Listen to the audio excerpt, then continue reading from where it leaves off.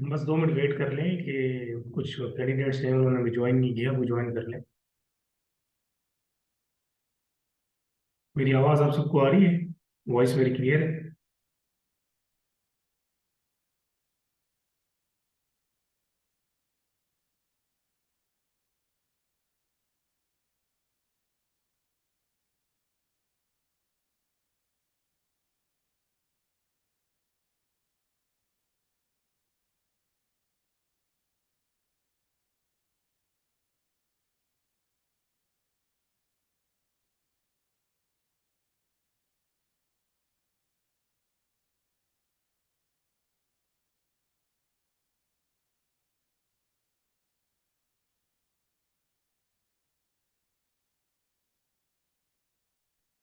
ये पीपीटी आपको शो हो रही है सारे कैंडिडेट्स को?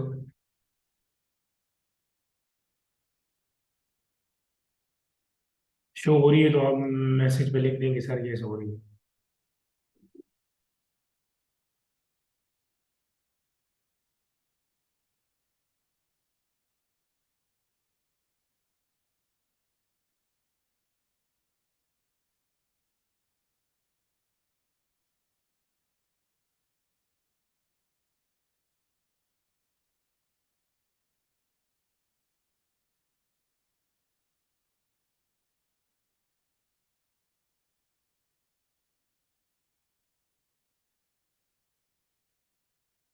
ठीक है उमर, थैंक यू।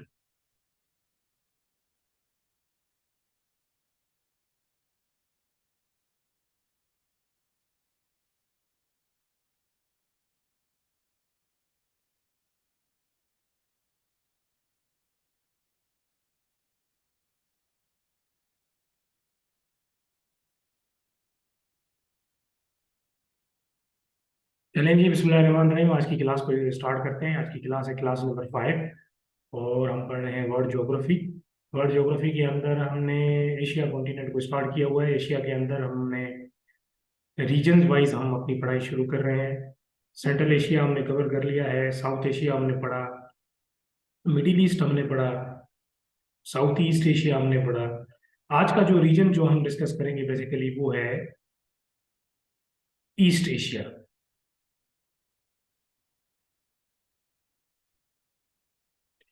आज का जो रीजन है वो है ईस्ट एशिया। इसको ईस्ट एशिया इसलिए भी कहा जाता है, अगर आप वर्ल्ड मैप को देखेंगे तो ये रहा हमारा पूरा एशिया। ये पीपीटी आपको शो हो रही है आप सब लोगों को? ऐसा ना हो कि मैं पढ़ाता जाऊं और आपको कुछ दिखे ही ना। हाँ, अभी मैंने एशिया का मैप खोला हुआ है, ठीक है?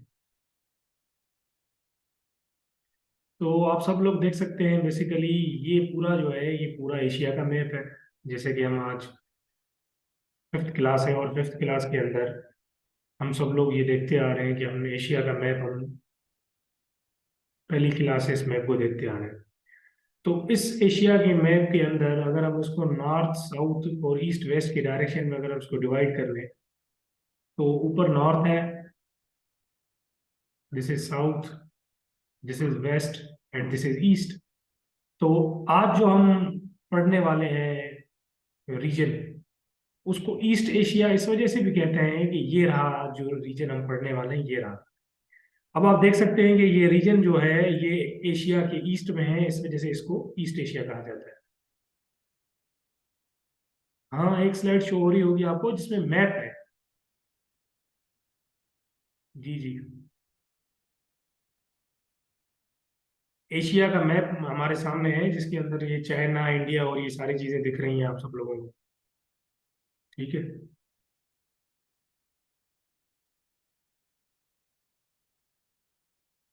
स्लाइड तो अभी एक ही है, इस वजह से एक ही स्लाइड शो होगी।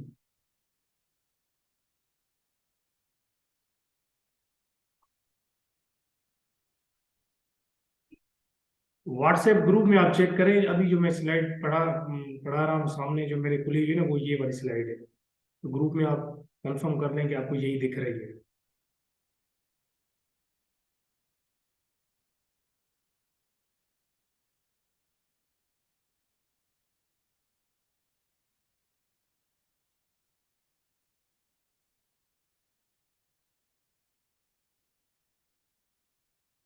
जी जी, मैप ही है। और इस मैप के अंदर जो अभी व्हाट्सएप पे आप देख लेना, व्हाट्सएप पे कोई एक मुझे रिप्लाई कर दे कि भाई वो जो स्लाइड आपको शो हो रही।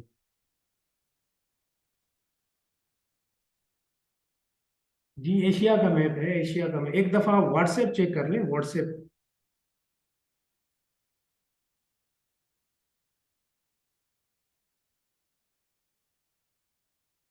व्हाट्सएप ग्रुप में मैंने एक पिक्चर भेजी है, वही स्लाइड जो है ना डिस्कस कर रहे हैं।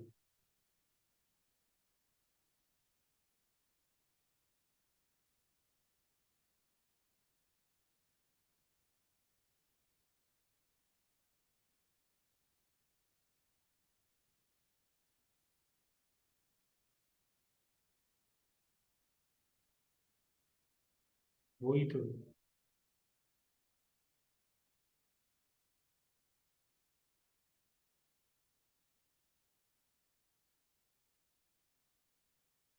अच्छा जी, अब देखें, अब आपको शो हो रही होगी।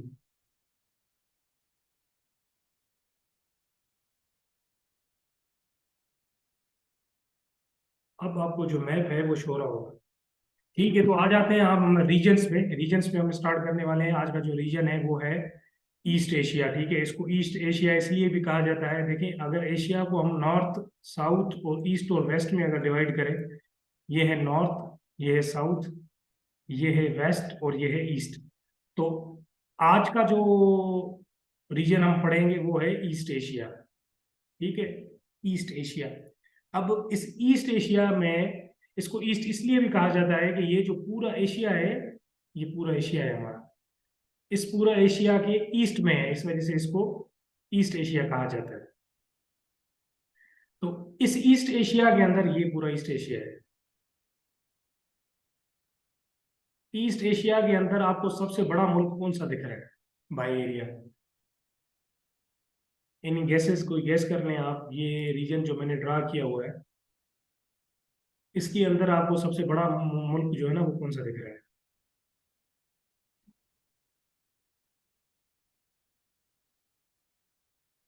जी बिल्कुल। ईस्ट एशिया के अंदर जो सबसे बड़ा मुल्क है वो है चाइना। और एशिया पूरे के अंदर भी जो सबसे बड़ा मुल्क है बेटा वो है चाइना।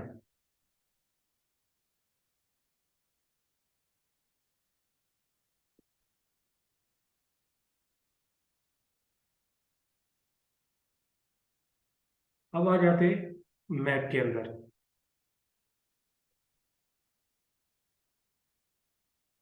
उम्मीद है कि अब आपको एक कलरफुल मैप दिख रहा होगा। इस कलरफुल मैप के अंदर जो है ना कंट्रीज हैं, और इन कंट्रीज के पूरे कैपिटल्स वगैरह और सारी चीजें ना, ये सारी चीजें इसके अंदर विजिबल है।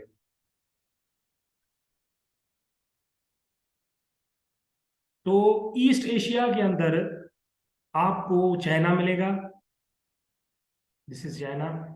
आपको जापान मिलेगा, आपको नॉर्थ कोरिया, साउथ कोरिया मिलेगा, और यहाँ पे छोटा सा ताइवान है, वो आपको ताइवान भी मिलेगा। तो ईस्ट एशिया के अंदर बेसिकली यही कंट्रीज हैं: China, Japan, south Korea, north Korea और ताइवान। ये, और मंगोलिया, सॉरी। ये 6 कंट्रीज जो हैं हमारे ईस्ट एशिया के अंदर हैं। तो एक एमसीक्यू आ सकता है, क्या है, how many countries are there in East Asia? तो ये सारे जो है 6 कंट्रीज ईस्ट ईस्ट एशिया के अंदर हैं: China, Japan, Mongolia, north Korea, South Korea and Taiwan.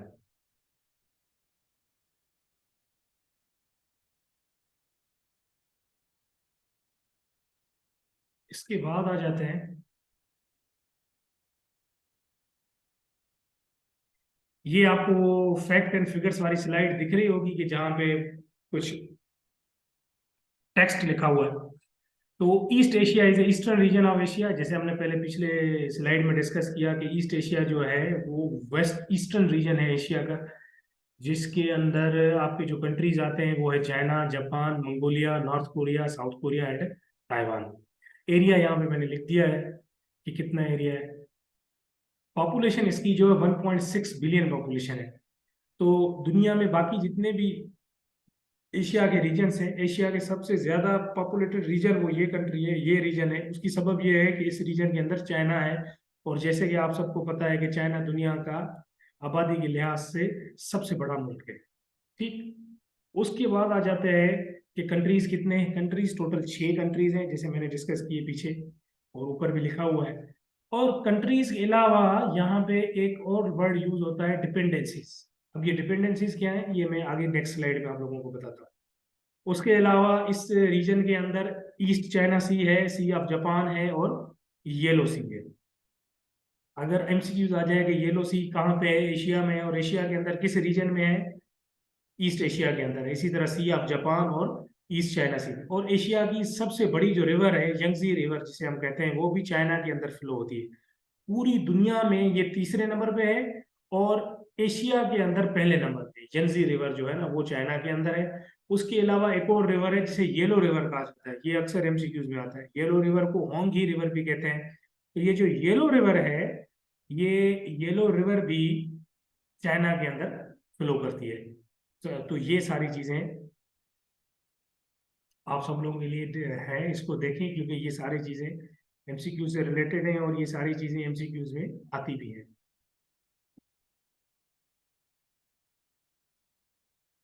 आपको ये स्लाइड दिख रही है कंट्रीज और कैपिटल वाली?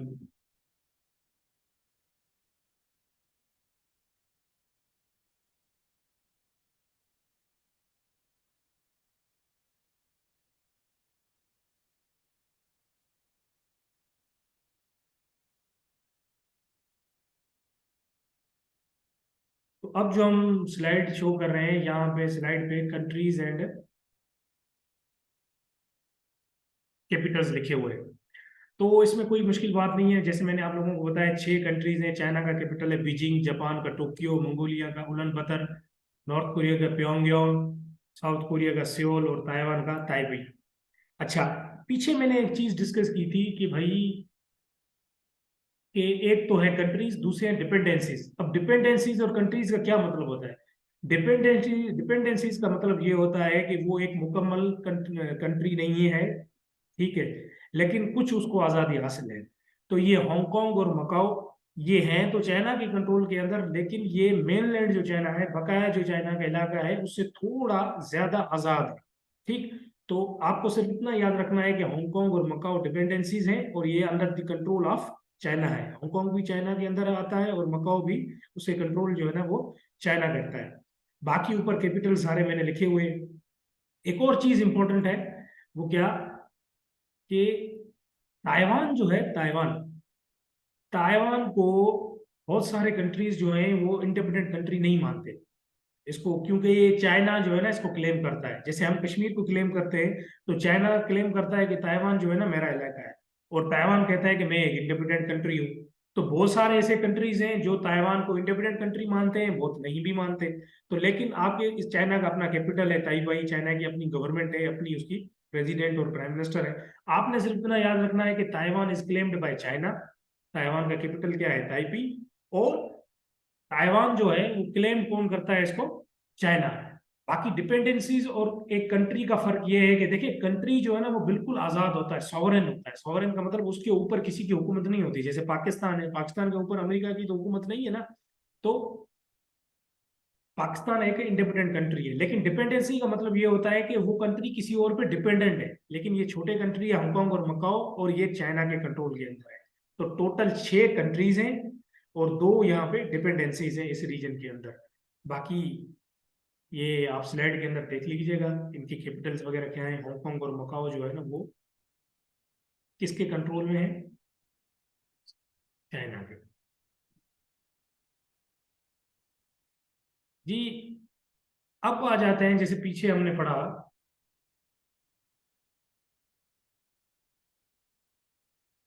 पीछे हमने पढ़ा कि seas in South East Asia, East Asia. East Asia के अंदर एक तो आपने ये याद रखना है कि कंट्रीज कितने हैं, उनके कैपिटल कितने हैं। दूसरा, ईस्ट एशिया के अंदर सीज कितने हैं। तो सबसे पहले आपने ये देखना है कि ईस्ट एशिया के अंदर बेटा सी ऑफ जापान है। ठीक, ये जो सी ऑफ जापान है, ये रहा। आपको सी ऑफ जापान दिख रहा है? सी ऑफ जापान वाली स्लाइड आपको दिख रही है?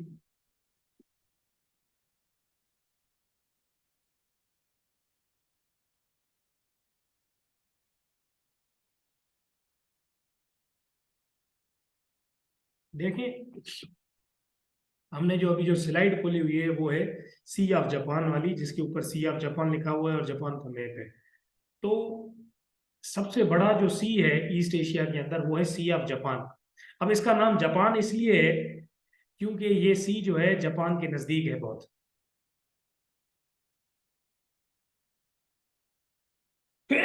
सॉरी, ये देखें, ये रहा जापान और ये रहा सी ऑफ जापान। तो सी ऑफ जापान का नाम सी ऑफ जापान इसलिए है क्योंकि ये जापान के नजदीक है। और दूसरा, सी ऑफ जापान के सराउंडिंग कौन कौन से कंट्रीज हैं? चाइना, ये रहा नॉर्थ कोरिया, साउथ कोरिया, ये इधर, अगर आपको विजिबल नहीं हो रहा तो मैं आपको दिखा दूं, ये रहा नॉर्थ कोरिया और साउथ कोरिया। उसके साथ साथ ये रहा जापान और ये ऊपर रशिया। तो एक तो ईस्ट एशिया के अंदर सबसे बड़ा सी कौन सा है? सी ऑफ जापान। पहले आप ये याद रखना है, सी ऑफ जापान को सी ऑफ जापान इसलिए कहा जाता है कि ये जापान के नजदीक है। दूसरा, सी ऑफ जापान के सराउंडिंग में कौन कौन से कंट्रीज हैं? China, Japan, North Korea, South Korea and Russia. Sea of Japan की इंपॉर्टेंस इसलिए भी है क्योंकि यहाँ पे बहुत सारे स्टेट जो है ना वो न्यूक्लियर स्टेट्स है, उनके पास एटॉमिक बम है। इस वजह से इसको बहुत सेंसिटिव एरिया भी कहा जाता है। आप लोगों को पता है कि चाइना के बाद भी न्यूक्लियर एटम है, न्यूक्लियर स्टेट है। न्यूक्लियर स्टेट का मतलब कि जिसके बाद न्यूक्लियर बम हो। ठीक। उसके बाद रशिया के बाद भी न्यूक्लियर है, न्यूक्लियर हथियार है। और उसके बाद नॉर्थ कोरिया के पास भी न्यूक्लियर हथियार है। तो इस वजह से ये बहुत ही सेंसिटिव इलाका है। और यहाँ पे 3 ऐसे कंट्रीज हैं जिनके पास न्यूक्लियर स्टेट्स हैं और एटॉमिक बम है। कौन कौन से? चाइना, रशिया और नॉर्थ कोरिया। बाकी सी ऑफ जापान के सराउंडिंग ये सारे कंट्रीज हैं।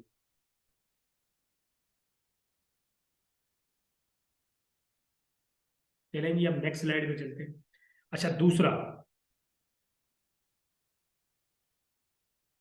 ये येलो सी आपको नजर आ रहा है, विजिबल है?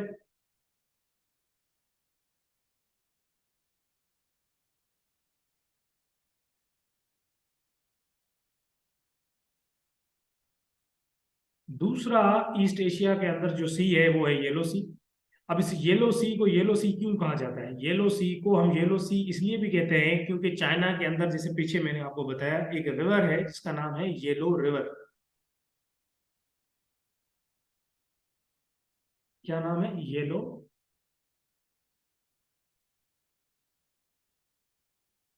River. Flows in China, drains out in Yellow Sea. तो येलो सी को येलो सी इस वजह से कहा जाता है कि इसके अंदर, एक मिनट,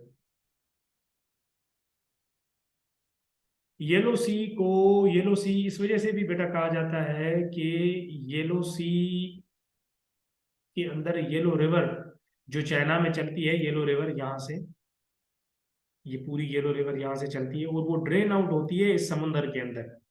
मैंने आपको रिवर्स पढ़ाई थी तो उसके अंदर मैंने आपको बताया था कोई भी रिवर के अंदर 3 चीजें आपने याद रखनी है। एक तो उसकी लेंथ, दूसरा वो शुरू कहाँ से होती है, और तीसरा वो ड्रेन आउट कहाँ पे होती है। तो यहाँ पे येलो रिवर है। ये येलो रिवर जो है वो चाइना में चलती है और यहाँ से आके ये इस सी के अंदर ड्रेन आउट होती है, तो इस वजह से इसको येलो सी कहते हैं। दूसरा ये आएगा कि येलो सी के सराउंडिंग कौन कौन से कंट्रीज हैं? येलो सी की सराउंडिंग आपका China, North Korea and South Korea. तो Yellow Sea is surrounded by China and Korean Peninsula और North Korea and South Korea. कल मैंने आपको एक चीज पढ़ाई थी, पेनिनसुला। पेनिनसुला का मतलब ये होता है कि 3 साइड पे वाटर हो और एक साइड पे लैंड हो। तो वन साइड वाटर, दूसरा वो साइड पे वाटर, तीसरे साइड पे वाटर, और ये जो फोर्थ साइड है इसका, ये आप देख सकते हैं कि यहाँ से लैंड है। तो 3 साइड पे वाटर की सराउंडिंग हो और एक साइड पे खुश्क जमीन हो तो उसको हम पेनिनसुला कहते हैं। और कोरियन पेनिनसुला जो है वो ईस्ट एशिया के अंदर आता है। कोरियन पेन, ये भी आपका क्वेश्चन आ सकता है, ठीक है, ये क्वेश्चन आ सकता है कि कोरियन पेनिनसुला के अंदर कौन कौन से कंट्रीज है? North and South Korea. और कोरियन पेनिनसुला को कौन से कंट्रीज, कौन सा सी लगता है? तो उसको वो येलो सी लगता है। और आपने ये याद रखना है कि Yellow Sea is surrounded by China, North Korea and South Korea. और उसको येलो सी इस वजह से हम कहते हैं कि इसे येलो सी के अंदर येलो रिवर आके गिरती है और वो येलो रिवर जो है वो चाइना के अंदर फ्लो करती है। यहां तक पूरा क्लियर है येलो सी की स्लाइड तक? क्लियर है तो आप ओके लिख दें। अभी हम येलो सी वाली स्लाइड के ऊपर है। चलेंगे, ठीक है। जब भी मैं स्लाइड चेंज करूंगा ना तो आपको बताऊंगा, और जब आपको अगर विजिबल हो तो आपने चैट में लिखना है कि ये सर, ठीक है। तो येलो सी की स्लाइड होगी पूरी। अभी हम चलते हैं नेक्स्ट स्लाइड पे। अब नेक्स्ट स्लाइड पे है, ठीक है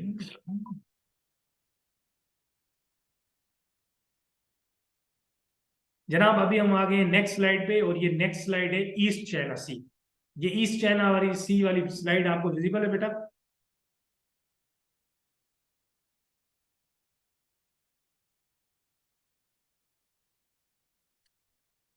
चलेंगे।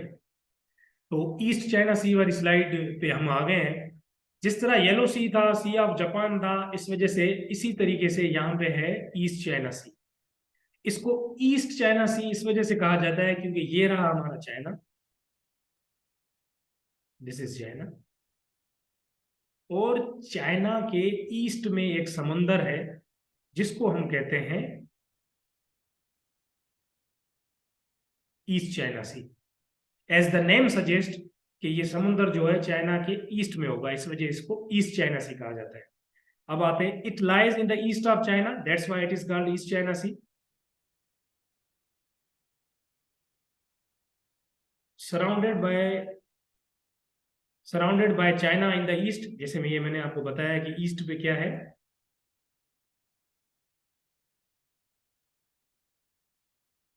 ईस्ट पे चाइना है। नॉर्थ पे यहाँ पे ताइवान है, ये आप देख सकते हैं। इसके नॉर्थ, सॉरी साउथ में, साउथ मतलब नीचे, साउथ में इसके चाइना चाइना है। और south Korea in the north, ये जो है ना, ये दिस इज साउथ कोरिया। तो इसके नॉर्थ में साउथ कोरिया है, और नॉर्थ ईस्ट में जापान है। ठीक है, अब आप समझ जाए कि नॉर्थ ईस्ट क्या है। एक तो हो गया नॉर्थ, ये सीधा, ये सीधी लाइन, ठीक है। और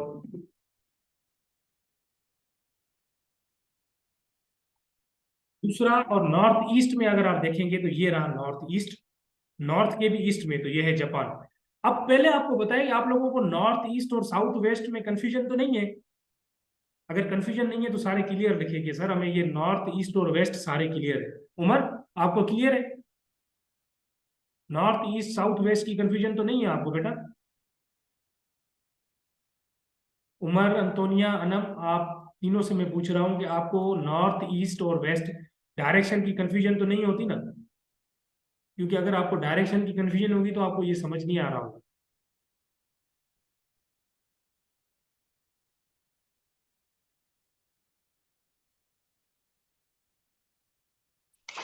सर क्लियर है। उमर, आपको क्लियर है?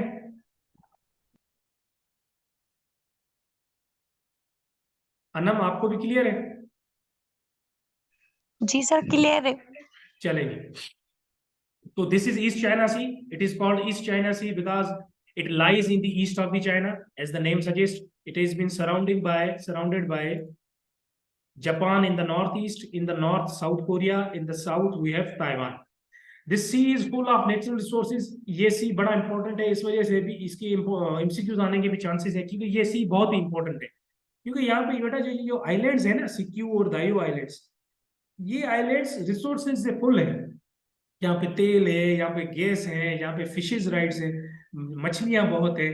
तो ये रिसोर्सेज से फुल है। इस वजह से इस इस सी के अंदर जितने भी रिसोर्सेज हैं ना, उसको चाइना भी क्लेम करता है, उसको जापान भी क्लेम करता है। तो इस वजह से ये सी डिस्प्यूटेड है, और अहमियत इसकी ज्यादा इसलिए है कि ये चाइना, ताइवान और जापान, ये तीनों इसको क्लेम करते हैं रिसोर्सेज की वजह से। तो इस वजह से ये सी इंपॉर्टेंट है। This is East China Sea, lies in the east of the China. Countries surrounding कौन कौन से हैं? Japan, North Korea, Taiwan and China. चलें जी, अब चलते हैं नेक्स्ट स्लाइड पे। जी, स्लाइड हमने चेंज कर ली है। अब नेक्स्ट स्लाइड है, वो है यंगजी रिवर। यंगजी रिवर वाली स्लाइड आपको विजिबल हो रही होगी, जिसके अंदर यंगजी रिवर शो हो रही है और उसका नक्शा शो हो रहा है, जिसके ऊपर लिखा हुआ है Yangtze River. Is it visible? East Asia के अंदर,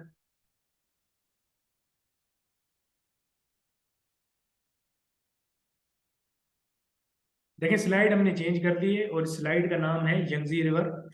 ईस्ट एशिया के अंदर एक रिवर है, सबसे बड़ी रिवर, और ये एशिया की भी सबसे बड़ी रिवर है। इसको कहते हैं यंगजी रिवर। दुनिया की 3rd लार्जेस्ट रिवर है, एशिया की 1st लार्जेस्ट रिवर है, और ईस्ट एशिया की भी सबसे बड़ी रिवर है यंगजी रिवर। ये नोट कर लें, ये अक्सर एमसीक्यूज में आता है। Yangtze River is the largest river in Asia and 3rd largest river in the world, flows entirely in China. Yangtze River जो है, ये रिवर बेटा शुरू कहाँ से होती है? यहाँ से शुरू होती है, और यहाँ पे है तिब्बतियन प्लेटू। तिब्बत से ये रिवर शुरू होती है, और ये रिवर यहाँ से घूमती घूमती घूमती घूमती घूमती और आके ईस्ट चाइना सी में आके गिरती है। तो starts from this river starts from Tibetan mountains and drains into East China Sea. Yellow River भी ईस्ट चाइना सी के अंदर जाके गिरती थी, और अपना जो यंजी रिवर है वो भी ईस्ट चाइना सी में जाके गिरती है। तो ईस्ट एशिया के अंदर सबसे बड़ी रिवर है यंजी रिवर, जो दुनिया के 3रे नंबर पे बड़ी रिवर है, एशिया की सबसे बड़ी रिवर है, लार्जेस्ट रिवर। शुरू होती है तिब्बतन प्लेटू से, यहाँ से पूरी इंटायरली फ्लो होती है चाइना में। क्योंकि पिछले रीजन्स में हमने रिवर्स पढ़ी थी, वहां पे बेटा क्या हो रहा था, वहां पे एक रिवर मुख्तलिफ कंट्रीज के अंदर फ्लो हो रही थी, लेकिन ये रिवर तो बहुत बड़ी है, लेकिन फ्लो भी बिल्कुल चाइना के अंदर ही होती है, और ये जाके ईस्ट चाइना सी जाके गिरती है। तो इस रीजन के अंदर 2 बड़ी रिवर्स हैं, यंगजी रिवर जो तो दुनिया की 3रे नंबर पे है, एशिया की 1st नंबर पे है। दूसरी येलो रिवर, जिसको हुआंगहू रिवर भी कहा जाता है, आगे हम पढ़ेंगे, वो भी इस रीजन के अंदर है। तो ये क्लियर है आपको? अब चलते हैं नेक्स्ट स्लाइड पे।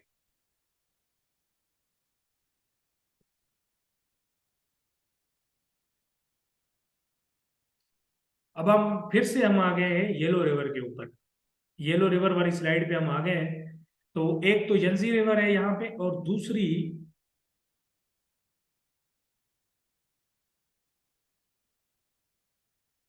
जो रिवर है येलो रिवर है, जो येलो सी में जाके गिरती है। ये येलो रिवर भी बेटा टोटल चाइना के अंदर चलती है। येलो रिवर इसको इस वजह से कहा जाता है कि इसका पानी जो है अक्सर कहीं कहीं पे येलो शेड देता है, इस वजह से इसको येलो रिवर कहा जाता है। और ये भी इस रीजन की सबसे बड़ी रिवर है, चाइना की 2nd नंबर पे है, और ये भी येलो सी में जाके गिरती है। तो इस रीजन के अंदर ये सारी जो है रिवर्स है। अब आज जितना भी हमने पढ़ा है वो पूरा आपको क्लियर है? आप सब लोग अपने माइक अनम्यूट कर लें और बारी बारी बताएंगे अभी कौन सी स्लाइड पे आप हैं, और ये सारे आपको क्लियर है?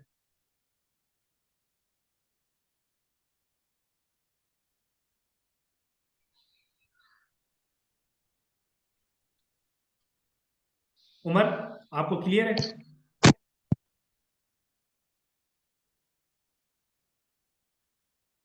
उमर, आपको क्लियर है ये? जी सर, क्लियर है। आवाज आ रही है सर? जी जी आ रही है। अनम, आपको भी क्लियर है? अगर क्लियर है तो मैसेज कर दें। अंतोनिया, आपको तो क्लियर है, आपने कह दिया है। चले चलें जी, अब चलें पाकिस्तान अफेयर्स की तरफ चलें। आज का ये रीजन मुकम्मल हो गया है, अब स्विच करते हैं पाकिस्तान अफेयर्स की तरफ। ठीक है,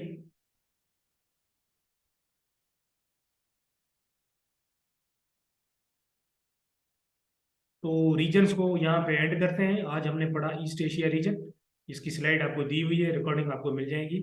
तो अब हम चलते हैं पाकिस्तान अफेयर्स की तरफ।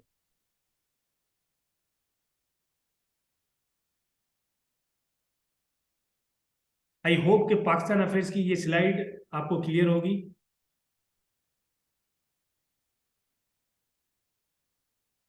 ये नजर आ रही है आपको पाकिस्तान अफेयर्स की स्लाइड बेटा?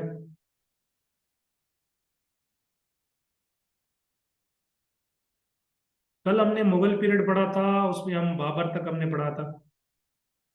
ठीक है, थैंक यू उमर। कल हमने मुगल पीरियड के अंदर बाबर पढ़ा था, उसको एक दफा फिर रिपीट करते हैं। मुगल बादशाह का जो सबसे पहला बादशाह था वो था बाबर, हियर इट इज। और इसका जो रूल था वो 1526 से लेकर 1530 तक था। बाबर ने पहली पहली जो जंग लड़ी थी वो पानीपत जंग लड़ी थी। This is the first battle of Panipat. Panipat की 3 जंगें हुई हैं, अभी तक हम जो डिस्कस कर रहे हैं वो फर्स्ट बैटल ऑफ पानीपत है। First battle of Panipat was fought between Babar and Ibrahim Lodhi 1526 में। बाबर फरगाना सिटी से आया था, सेंट्रल एशिया से। बाबर ने एक और दूसरी बड़ी जंग लड़ी थी जिसका नाम है बैटल ऑफ कनवा, वो राणा संगा से लड़ी थी। बाबर की ऑटोबायोग्राफी है वो है तुजुक्र बाबरी, जो एक किताब है। बाबर ने पोस्टल सिस्टम यहाँ पे इंट्रोड्यूस करवाया था साउथ एशिया के अंदर। और बाबर की वैसे तो बहुत शादियां थी, लेकिन जो मशहूर बेगम थी वो महाम बेगम थी, और बाबर जो दफन है वो है काबुल में। ये छोटा सा रिकेप हो गया। अब आगे चलते हैं। ये आप देख सकते हैं मैप। अगेन मैं रिपीट कर लूं कि बाबर ने अभी तक पूरे इंडिया पे हुकूमत नहीं की है। अभी तक जो मुगल की हुकूमत है वो सिर्फ जो है वो नॉर्दर्न इंडिया में है। अगर आप इंडिया का पूरा अगर मैप देखें बेटा, ये पूरा मैप है, तो जहां पे भी ग्रीन कलर है वहां पे बाबर की हुकूमत है। तो ग्रीन कलर सिर्फ नॉर्थ तक है, तो अभी तक मुगल्स की हुकूमत सिर्फ नॉर्दर्न इंडिया तक है। ठीक। बाबर के बाद आया हुमायूं। देखिए हुमायूं का जो रूल था 1530 से 1540 तक था। और बाबर ने बाबर की जो ऑटोबायोग्राफी है वो है हुमायूं नामा। ऑटोबायोग्राफी और बायोग्राफी में फर्क होता है। ऑटोबायोग्राफी का मतलब ये है, ऑटो मतलब जब आप, अगर मैं अपने हाथ से अपनी सवाने हयात लिखूंगा तो उसको ऑटोबायोग्राफी कहा जाएगा। कोई और अगर मेरी सवाने हयात लिखेगा तो उसको बायोग्राफी कहा जाएगा। तो हुमायूं की बायोग्राफी उसकी सिस्टर ने लिखी थी गुलबदन में। ठीक। हुमायूं ने एक सिटी कायम किया था जिसका नाम है दीन पनाह। वहां पे वो स्कॉलर से गुफ्तगू करता था। और हुमायूं ओपियम का एडिक्टेड था, उसको पी के उसकी मौत भी इसी वजह से हुई थी। 1540 में, ये इंपॉर्टेंट चीज है, 1540 में हुमायूं से शेरशाह सूरी ने जंग लड़ी। जंग का नाम था बैटल ऑफ कनूज। और 1540 में हुमायूं को शिकस्त दी और शेरशाह सूरी ने अपनी हुकूमत कायम की। और शेरशाह सूरी की जो हुकूमत है वो 1540 से लेकर 1526 तक चली है। हुमायूं ने फिर 1526 में दूसरी जंग की शेरशाह सूरी के पोते से, और वापस अपनी हुकूमत वापस ले ली। लेकिन 1556 में ही हुमायूं की डेथ हो गई थी। ठीक है। और शेरशाह सूरी भी था, वो भी एक अफगान था। सही है। तो यहाँ तक ये हुमायूं था। और हुमायूं की दफन न्यू दिल्ली में है। बाबर दफन है काबुल के अंदर, और हुमायूं दफन है न्यू दिल्ली के अंदर। ये एज इट इज एमसीक्यूज आते हैं। सूरी के टाइम पे आ जाते हैं। अब सूरी का जो टाइम पीरियड था 1540 से लेकर 1556 तक, किसने हुकूमत की थी? शेरशाह सूरी ने। शेरशाह सूरी अफगान था, इसलिए याद रखें शेरशाह सूरी जो है ना मुगल नहीं था, उसने हुमायूं को शिकस्त दी थी। शेरशाह सूरी ने यहाँ पे क्या काम किया? शेरशाह सूरी ने कॉइन को इंट्रोड्यूस करवाया। शेरशाह सूरी ने विलेज, डिस्ट्रिक्ट, तालका, इसका एक कंसेप्ट दिया। ये जो अभी डिविजन्स बनी हुई है ना, एडमिनिस्ट्रेटिव डिवीजन के, भाई पहले गांव होगा, फिर तालका होगा, फिर अपना डिस्ट्रिक्ट होगा। तो ये जो बेसिक डिवीजन पहले पहले किसने दी थी? शेरशाह सूरी ने। शेरशाह सूरी ने आपका डिपार्टमेंट ऑफ पुलिस की बुनियाद रखी, रेवेन्यू डिपार्टमेंट की बुनियाद रखी, और मिलिट्री की बुनियाद भी शेरशाह सूरी ने रखी। दूसरा एक मशहूर एमसीक्यूज है जो अक्सर आता है कि जीटी रोड किसने बनाया। हम लोग देखते हैं कि भाई नवाज शरीफ ने बनाया, या उसने बनाया, मुगल्स ने बनाया। नहीं बेटा, शेर शाह सूरी ने जीटी रोड बनाया था, ये आप याद रखें। शेर शाह सूरी ने बनाया था बाय सूरी। और ये शुरू होता है काबुल टू कैलकाटा। ठीक है बेटा। शेर शाह सूरी ने बनाया था जीटी रोड। और जीटी रोड कहां से शुरू होता है? काबुल से शुरू होता है कैलकाटा में। कहेंगे तो मैं आपको थोड़ा मैप पे भी समझा दूं। देखिए ये है बंगाल, दिस इज बंगाल। और यहाँ पे सब कॉन्टिनेंट खत्म होता है। आप समझ लेंगे यहाँ पे कश्मीर है या केपी के, और यहाँ पे है काबुल। शेरशाह सूरी अफगान था। तो शेरशाह सूरी ने जीटी रोड बनाई थी जो यूं चलती है। ठीक है, दिस इज जीटी रोड। ये जो ब्लैक लाइन है ना, ये जीटी रोड है, जो यहां से, इधर से बेटा, बंगाल कलकत्ता से शुरू होती है काबुल तक। तो ये आपके जहन में क्लियर होना चाहिए कि जीटी रोड कहाँ से कहाँ तक चलती है, और इस जीटी रोड को किसने बनाया था? इस जीटी रोड को शेरशाह सूरी ने बनाया था। दूसरा, Suri dynasty come to end in the second battle of Panipat. देखिए फर्स्ट बैटल ऑफ पानीपत किसके बीच में हुई थी? आप लोग बता सकते हैं फर्स्ट बैटल ऑफ पानीपत किसके बीच में हुई थी? अभी हमने डिस्कस की थी।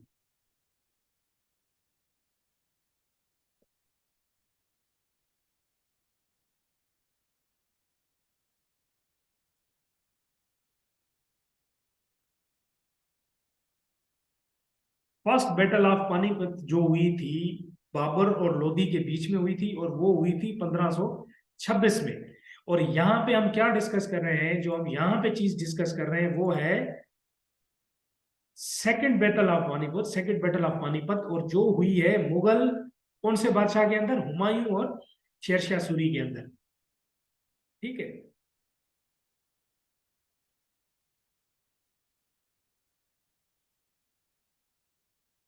शेरशाह सूरी। ठीक, this is the second battle of Panipat जो हुई है 1556 में हुई है, और वो हुई है हुमायूं और शेरशाह सूरी के बीच में। और फर्स्ट बैटल जो थी वो थी, ये देखे, बाबर और लोधी के बीच में। और ये सेकंड बैटल जो हुई है वो हुई है हुमायूं एंड शेरशाह सूरी के बीच में। तो ये फर्क आप लोगों को याद रखना चाहिए कि फर्स्ट बैटल ऑफ पानीपत क्या थी, सेकंड बैटल ऑफ पानीपत, और एक आगे थर्ड बैटल ऑफ पानीपत भी आएगी, लेकिन वो मैं आपको बाद में बताऊंगा।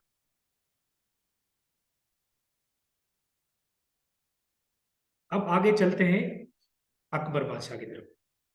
अच्छा, हुमायूं 1556 में हुमायूं ने क्या किया, सेकंड बैटल ऑफ पानीपत लड़ी और शेरशाह सूरी को शिकस्त दी और तख्त फिर हासिल किया। लेकिन अनफॉर्चुनेटली 1556 में ही हुमायूं की डेथ हो गई। और हुमायूं कहाँ पे दफन है बेटा, दिल्ली में। उसके बाद हुमायूं का बेटा जो था वो था अकबर बादशाह। अकबर क्योंकि एक मशहूर बादशाह है, और इसकी जो हुक्मरान एरा जो है, टाइम पीरियड भी बहुत लंबा है, तो इससे एमसीक्यूज भी बहुत आते हैं। तो सबसे पहले आपने याद रखना है कि अकबर की बादशाह का टाइम पीरियड क्या था, 1556 से लेकर 1650 में। ये एज इट इज एमसीक्यूज आता है कि अकबर बादशाह की हुकूमत कब शुरू हुई, 1556 में शुरू हुई। दूसरा, अकबर ने, सॉरी, ये सेकंड बैटल ऑफ पानीपत थी, बैराम खान इसको छोड़। अच्छा, बैराम खान जो था वो अकबर का जनरल था। Who was Bairam Khan? Bairam Khan was chief of army staff of Akbar. Akbar एक सेक्युलर था और इलिटरेट था। इलिटरेट का मतलब पढ़ा लिखा नहीं था, लेकिन वो सेक्युलर था, इतना ज्यादा मजहबी नहीं था। अकबर ने एक नया दीन नऊजुबिल्लाह इंट्रोड्यूस करवाया जिसका नाम है दीन इलाही। उसने कहा कि ये नया दीन मैं आप लोगों को दे रहा हूँ। इस दीन के अंदर क्या था, इस दीन के अंदर के मुसलमान जो है ना, एक हिंदू लड़की से शादी कर सकता था। तो हिंदू लड़का मुसलमान लड़की से शादी नहीं कर सकता था, लेकिन मुसलमान जो था वो एक हिंदू लड़की से शादी कर सकता था। इसका मकसद ये था बेसिकली कि अकबर ने अपनी आर्मी को बढ़ाने के लिए जो राजपूत से उनसे रिश्तेदारी करनी थी, क्योंकि राजपूतों के पास आर्मी थी। तो इस वजह से उन्होंने कहा कि मैं एक नया दीन दे रहा हूँ, दीन इलाही। इसके अंदर मुसलमान जो है ना एक लड़की से शादी कर सकता है। फिर इसने राजपूतों में शादी की, और इसलिए शादी की कि राजपूत की आर्मी इसको मिल सके और उसके साथ ये सियासी इत्तेहाद कर सके। इस वजह से आपने ये मशहूर जोधा अकबर कहानी भी सुनी होगी, क्योंकि जोधा जो थी वो राजपूत थी और एंड तक उसने अपना मजहब चेंज नहीं किया था। ठीक है बेटा, तो दीन इलाही आपको क्लियर हो गया होगा। एक सिटी इसने बनाया था फतेहपुर सिकरी। बाकी ये एमसीक्यूज आते हैं, कौन कौन से फोर्ट्स अकबर ने बनाए, अटक fort, Lahore fort and Agra fort. Akbar ने सिंध को फतेह किया था 1591 में, बलूचिस्तान को फतेह किया था 1596 में। अकबर का जो एडवाइजर था बीरबल, ये बहुत मशहूर है। बीरबल का ओरिजिनल नाम क्या था, ये एमसीक्यूज में आता है। ठीक है, तो बीरबल का ओरिजिनल नाम था Mahesh Das. Mahesh Das was actual name of Birbal. और अकबर बादशाह बरिड कहाँ पे है, सिकंदरिया सिटी इंडिया के अंदर, वहां पे बरिड है। तो कोई भी बादशाह पढ़ेंगे वो पैदा कहाँ पे हुआ, उसकी हुक्मरान का ईयर कहाँ से कहाँ तक था, वो बरिड कहाँ पे है, और उसने कौन कौन सी चीजें बनाई। तो ये सारी चीजें हमने देख ली है, अकबर बादशाह तक ये सारी चीजें इसने बनाई। अब चलते हैं नेक्स्ट, जहांगीर बादशाह। जहांगीर बादशाह का जो टाइम पीरियड था बेटा, वो था 1650 से लेकर 1627 तक। जहांगीर अकबर का बेटा था। ठीक है, इसका रियल नाम था मिर्जा नूरुद्दीन जहांगीर। फेमस 12 ऑर्डिनेंस, जहांगीर ने 12 मशहूर कानून दिए थे कि इस कानून के तहत मैं अपनी हुकूमत चलाऊंगा, उसको कहते हैं 12 ऑर्डिनेंस। तो ये एमसीक्यूज आता है, who gave the famous 12 ordinance,